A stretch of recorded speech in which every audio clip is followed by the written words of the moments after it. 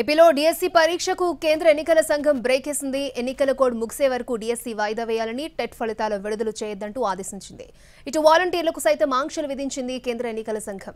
పెన్షన్లు సహా లబ్ధిదారులకు నగదు పంపిణీ లాంటి కార్యక్రమాలకు దూరంగా ఉంచాలని సూచించింది.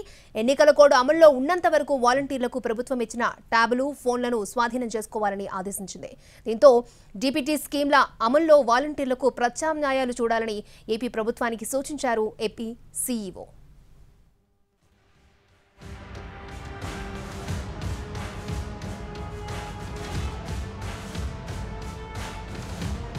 జగన్ మీద కక్షతో పెన్షనర్లను ఇబ్బంది పెడుతున్నారంటూ చంద్రబాబుపై ఫైర్ అయ్యారు మంత్రి అంబటి రాంబాబు. ఎన్నికల సంఘం తన నిర్ణయాన్ని మార్చుకోవాలని సూచించారు.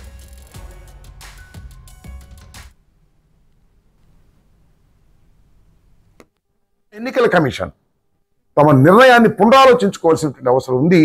ఇది రాష్ట్రంలో ఉన్నటువంటి ప్రజలకు ఇబ్బంది కలిగేటటువంటి పరిస్థితి ఏర్పడుతుందనే విషయాన్ని ఎన్నికల కమిషన్ ఇప్పటికైనా గమనించి తమ నిర్ణయాన్ని పునరాలోచించుకోవాల్సినటువంటి అవసరం ఉందని నేను భావిస్తున్నాను. ఇది వాలంటీర్ వ్యవస్థ మీద కక్ష అని అనుకుంటున్నారేమో, కాదు. ఇది పెన్షన్లు తీసుకుంటున్నటువంటి వారి మీద కక్షతో చంద్రబాబు నాయుడు గారు ఈ విధంగా ప్రవర్తిస్తున్నాడు. ఈ ఎలక్షన్ కోడ్ ఉన్నంత వరకు కూడా, కోడ్ ఆఫ్ కాండక్ట్ ఉన్నంత వరకు కూడా పాపం నెలలో 2 నెలల్లో రేపు 1వ తారీఖున మరి అవ్వాతాతలు, వికలాంగులు వీళ్ళందరూ కూడా పెన్షన్ తీసుకోవాలి. ఎక్కడికి వెళ్ళి తీసుకోవాలి? ఆల్టర్నేటివ్ ఏముంది? ఇప్పుడు ఉన్నటువంటి ప్రభుత్వం ఆల్టర్నేటివ్ ఏం చెప్తుంది?